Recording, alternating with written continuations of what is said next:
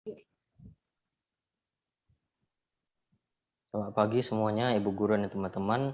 Hari ini kami dari kelompok 1 akan mempresentasikan pengertian fungsi, wewenang, peran, keefektifan lembaga dari Presiden. Saya selaku moderator dengan anggota lainnya yaitu Brigita, Claudia, Christian Partogi, Ramos, dan juga saya. Baik, boleh dilanjutkan slide-nya.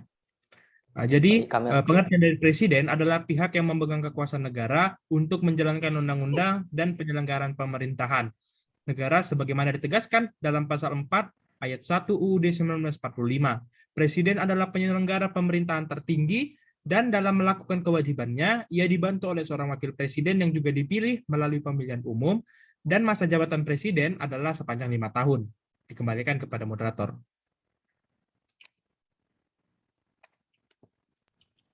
Baik, kemudian kami akan menjelaskan mengenai fungsi dari Presiden yang akan disampaikan oleh Ramos. Baik, fungsi Presiden terbagi menjadi dua, yaitu sebagai kepala pemerintahan dan sebagai kepala negara. Untuk sebagai kepala pemerintahan, tertulis di Undang-Undang Dasar 1945, pasal 4 ayat 1 disebutkan memegang kekuasaan pemerintahan menurut UUD pasal 4 ayat 1. Menurut pasal 5 ayat 2, disebutkan menetapkan peraturan pemerintah. Di pasal 17 ayat 2 disebutkan pengangkatan dan pemberhentian menteri-menteri pada pasal 17 ayat 2. Sedangkan untuk sebagai kepala negara tertulis di Undang-Undang Dasar pasal 10 yang disebutkan memegang kekuasaan yang tertinggi atas TNI, Angkatan Darat, Angkatan Laut, dan Angkatan Udara. Untuk pasal 13 ayat 1 disebutkan mengangkat duta dan konsul. Untuk pasal 13 ayat 3 disebutkan menerima penempatan duta negara lain dengan memperhatikan pertimbangan DPR. Dan masih banyak yang lain. Dikembalikan ke moderator.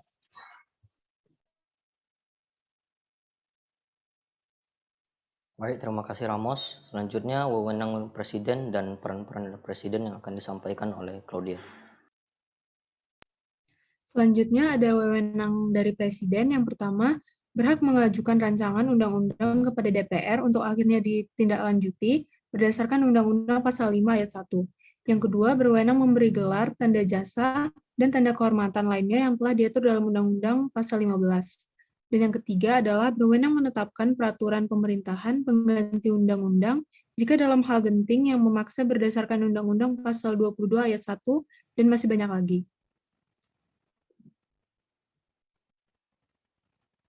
Selanjutnya adalah peran Presiden dalam pemerintahan.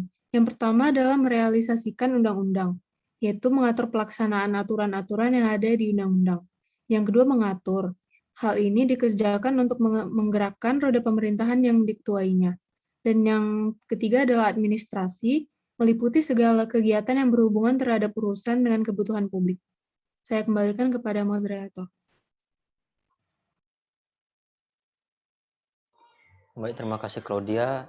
Jadi selanjutnya untuk pendapat terhadap perannya dan keefektifan lembaga pada Presiden akan dijelaskan oleh Brigita. Pendapat terhadap peran Presiden. Peran Presiden sebagai pemimpin negara sudah sangat bagus dalam upaya membangun sistem pemerintahan yang demokrasi, seperti contohnya Presiden sebagai pihak yang menjalankan undang-undang, dan juga Presiden bertanggung jawab langsung kepada rakyat. Namun dalam beberapa kasus mungkin demokrasi masih belum terjalankan dengan sempurna. Selanjutnya adalah keefektifan lembaga eksekutif yang dipegang oleh Presiden. Lembaga ini sudah efektif dalam menjalankan tugasnya. Hal ini bisa dibuktikan dengan Indonesia yang semakin mengalami perkembangan, baik dalam infrastruktur maupun dalam banyak hal lainnya. Untuk keefektifan ini, kami menyertai beberapa bukti konkret yang akan disampaikan oleh moderator.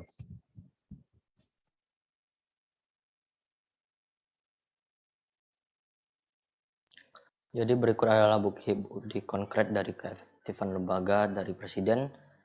Sebagai berikut kami menggunakan contoh hasil kerja nyata dari Pak Presiden Joko Widodo.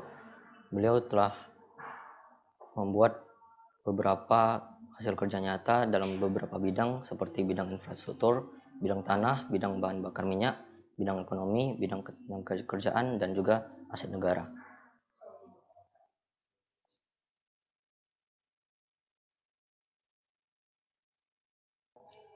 Dan juga selanjutnya ada 6 tahun Jokowi bekerja untuk rakyat, dan selanjutnya bisa dilihat di slide.